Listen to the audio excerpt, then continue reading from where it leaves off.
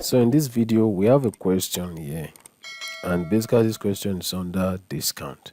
It says a $300 tablet is on sale for $234. So that implies that the original price of the tablet is $300 and they now sell it for $234. So what is the percent discount? Now, solving a problem like this, you have to write the formula for percent discount. So percent discount is equal to what? Discount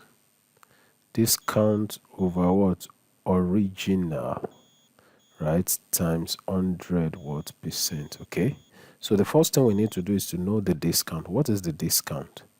The discount in this case will not be, that's the original price minus what? The new price. That will be what? 300 minus what? 234.